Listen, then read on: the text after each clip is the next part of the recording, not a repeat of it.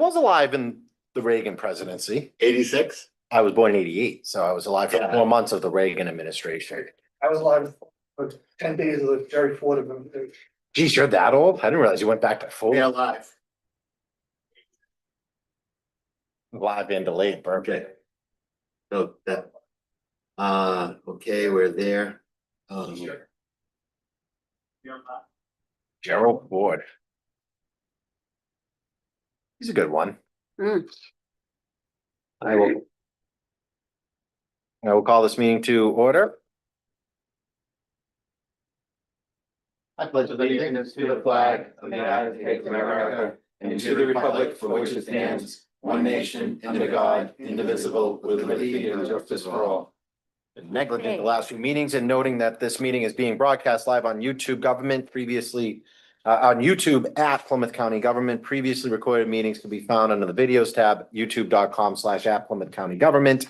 The meetings are also distributed to the various local access stations in the 27 member communities for potential rebroadcast, of which I believe we're at nearly 100% now. So community access channels have been filling their Friday overnight time slots with our meetings admirably. Okay. Make a motion to accept September 11, 2025 minutes. Motion Commissioner Wright, second Commissioner Hanley, all in favor? Aye. Motion to vote and accept and approve CPS forms, Jada Faragro, extension of temporary part-time custodian at JG 3-1, Christine Richards, retirement information systems administrator, effective 10/4/25. Motion Commissioner Wright, second Commissioner Hanley, all in favor? Aye. That's unanimous. Motion to vote and accept and approve vendor vouchers. Motion Commissioner Wright, second Commissioner Hanley, all in favor? Aye. Aye. It's unanimous. Vote to accept and approve payroll vouchers. Second. Motion Commissioner Wright, second Commissioner Hanley, all in favor? Aye. And that's unanimous. Okay. ARPA, I know the treasurer is out. I believe we have one community there, Hull. I've not been briefed on the specifics. However, I imagine it is a situation of which funds were not used. Was this one of the transfers, Deputy? So this is one of those internal transfers where the community came in under on one project, so they're able to reapply towards another. Okay. So This is the 10%. no, this is an instance by which they had a project that came in under Oh, and okay. thus are able to Okay, gotcha. reapply those funds Yep. to another project, which is great. So Mr. Chairman, would you like me to read the town of Hull's application? that would be great. Pursuant to the terms and conditions of the American Rescue Plan Act and the grant agreement between Plymouth County and the municipality referenced below, the Plymouth County Commissioners grant disbursement of funds held and administered through the Plymouth County APA program as follows. Awarded to the town of Hull in the amount of $80,499.51. Motion by Commissioner Hanley, second Second. by Commissioner Wright, all in favor? Aye. Aye. I believe that was it. Okay. Next item on the agenda, vote pricing for 2026 vehicle additions for Liberty Chevrolet for the commissioner's vehicle bid.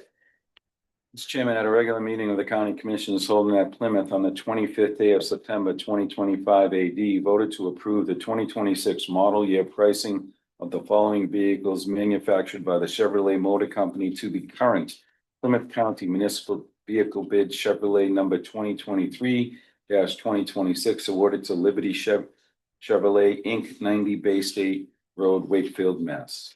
Motion by Commissioner Hanley, second by Commissioner Wright, all in favor? Aye. It is unanimous. Extension Director's report, Molly is out this evening, but I have no doubt is certainly continuing their fantastic work in the community. Actually, I think they're probably at the Big E, right? So. Yes, they are. And Yep. the team is at the Big E this week. Which is great. So if you did not get a chance to see our fantastic 4-Hers in Marshfield, they are out at the Big E through the end of this week. In Register's report, Mr. Buckley is absent, but I can surmise that the rate cut is probably a good thing for those of us who work professionally in real estate, but also for potential refinances at the registry. What was the rate cut? Do we know? It was a 1/4 point. So. It'll all help, It does. Every bit helps. Yes. although it doesn't help my savings accounts. But anyway, Treasurer's Report, Deputy Treasurer Welch. I believe we have some news, I think. Good evening. So actually, the only thing that we have this evening is just news about Peacock, the Plymouth County OPEB Trust, that the treasurer asked me to share. The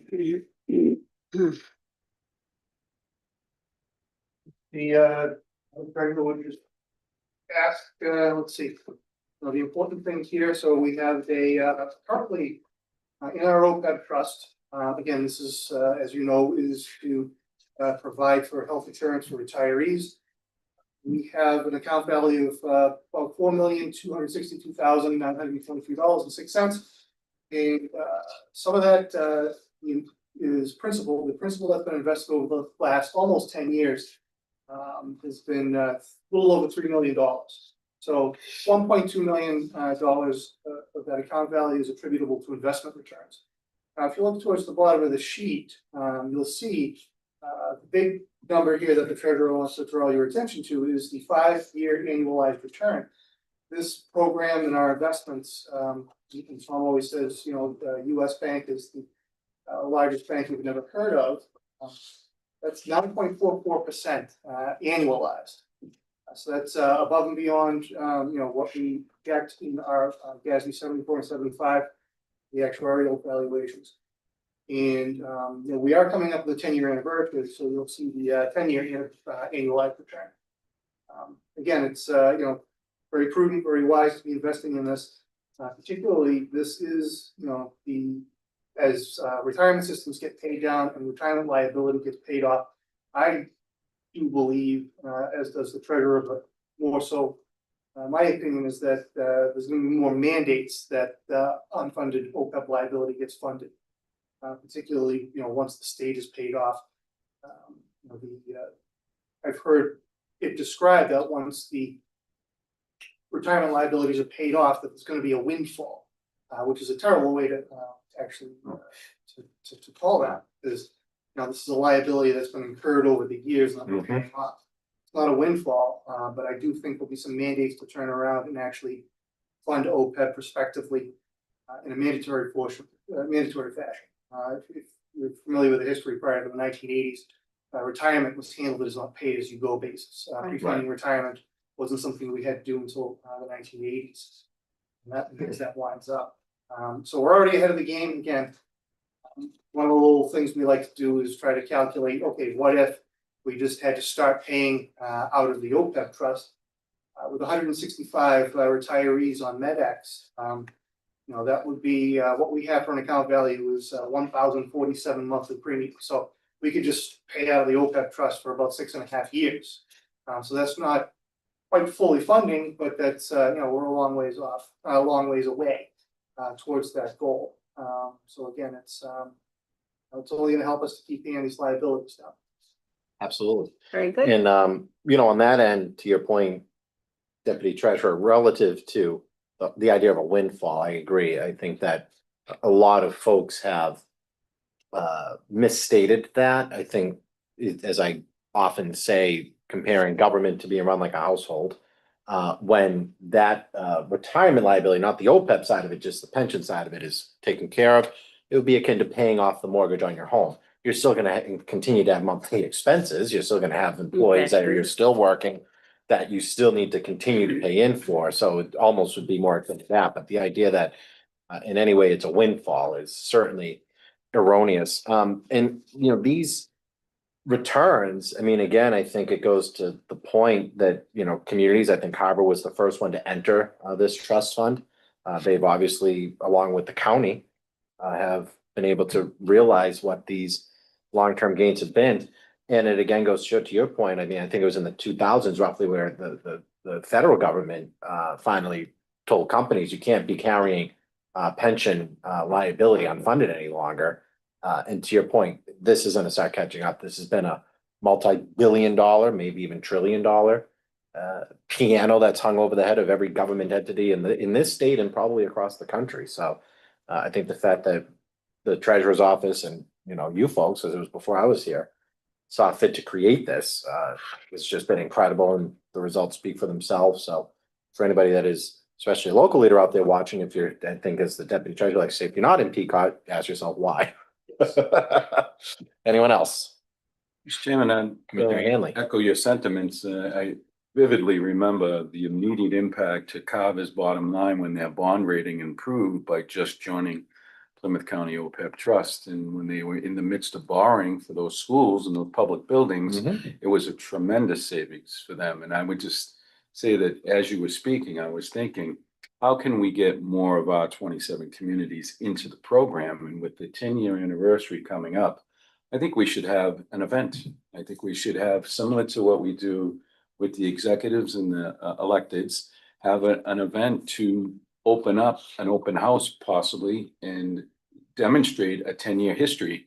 I mean, as the assistant deputy treasurer pointed out, I mean, those returns are way above what was expected even when Sandra and I signed the original legislation. So I would just put that out there as a marketing tool and maybe a way to attract member communities from the testimonials of the people who are actually performing it within the county. I think that would be a great way to say, hey, join us. Because, you know, it's funny, even with Mayflower Municipal Health, okay, slow and steady is the race. And then we saw last meeting how 2 communities wanted to come aboard, and actually more than that, but 2 made it through. Yeah, 2 we brought in, and several more want in now. Exactly. So, you know, I think we have had a pretty good track record, and I think we should try to continue that trend, because the more the merrier, and the quicker we can all, you know, retire our debt. So I'll put it on. Yeah, definitely with the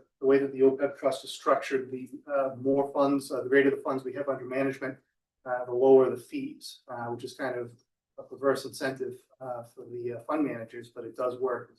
That is a very unique, Yeah, it's unique to the way. very unique, and any It really is, as Commissioner Hanley said, the more the merrier. So Right, the better- right. The more folks that join, the more money gets into the under management, the lower the fees, and that's part of the success is that you know, we have low fees and we were able to return that back into to the fund. right.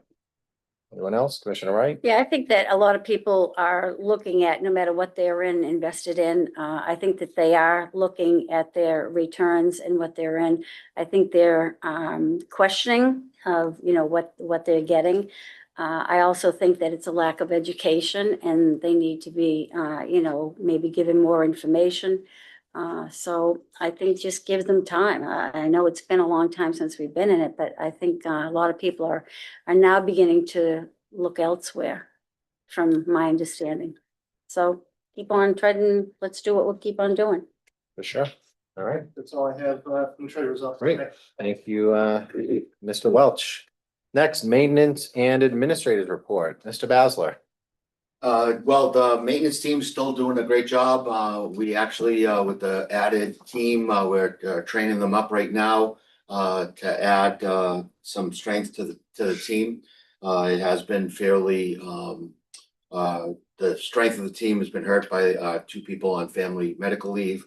And then also we have a couple of extended vacations where people use their time to visit overseas.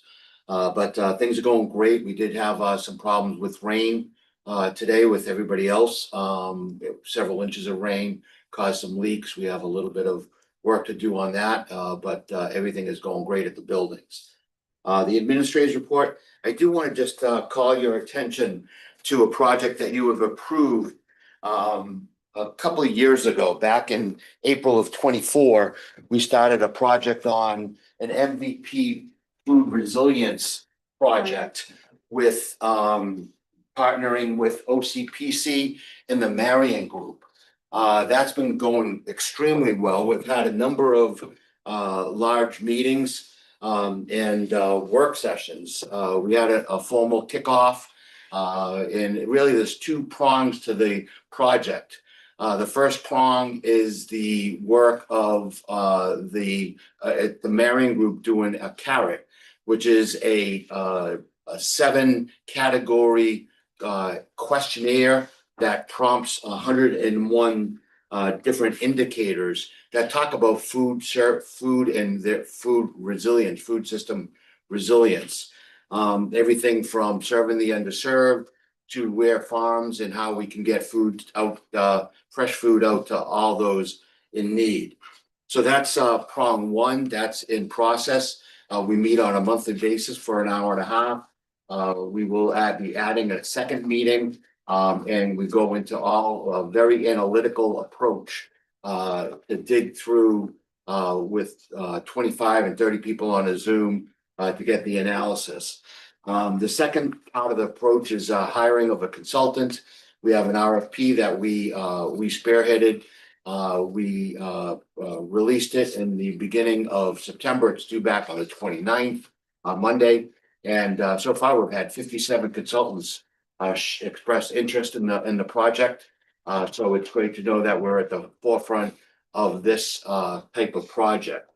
I'll keep you updated as we keep moving forward on that. And then finally, I just want to give you a quick reminder, advisory board committee meeting. We'll be doing transfers for FY 25-26. That's Thursday, October 23rd. We'll start at 5:30 with our regular meeting.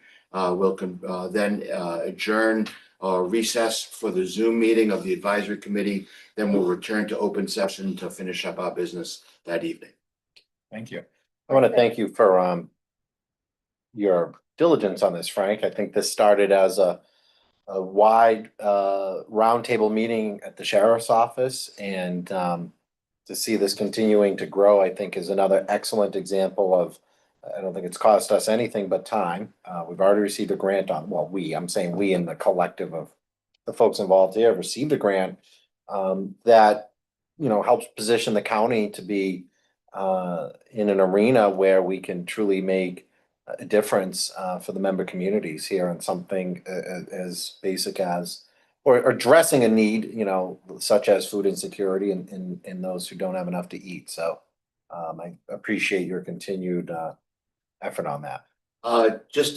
We do have one commitment from the county. So if you recall back in April. Well, when that's right, we started, do, you're right, I we apologize. committed, the county put forward the seed That's money right. for the grant. We haven't paid that out yet because the grant's still working. Mhm. We did get $300,000 from the state Right. to do the That's right. grant, project. We also got some funding from local partners and then a great deal of support, as you said, from the sheriff's office. So this is a very large coordinated group that's collaborating in a great manner. We haven't seen this since the opioid task force back before the pandemic. So it's a great project, and it's very interesting to see the wide group of citizens that are involved. Everything from high school students to farmers to shell fishermen to food retailers and distributors, supermarkets, government team members, municipal leaders. It's quite inspiring. Yeah, I agree. You're right, I did forget that, so I stand Yeah, corrected on that. $30,000 that we'll be paying during the year. But not bad, because we got 300K back, and I was at that grant award with Mary Waldron, of course, Governor Healy and others. And again, an example of, I think, Plymouth County being on the forefront and working with relevant partners, and in some cases, partners that may not seem so relevant, like the sheriff, but they were able to bring other resources to bear to get all of these people at the same table, and have now it's created a really interesting driver for hopefully this project. So I appreciate your effort on that. Any questions for the administrator? No? All right. Well, we might be setting a record this evening. I will entertain a motion to adjourn into executive session, not to reconvene. So moved. Second, Motion by Commissioner Hanley, second by Commissioner Wright. By roll call, Commissioner Hanley. Yes. yes. I'm sorry. To discuss, right, motion by Commissioner Hanley to enter into executive session to discuss strategy with respect to litigation if an open meeting may have a detrimental effect on the litigating position of the public body, and the chair so declares. By roll call, Commissioner Hanley. Yes. Commissioner Wright. Yes. And Commissioner Valenzola. Yes, we are adjourned, not to return to open session. Very good. Yes, still live.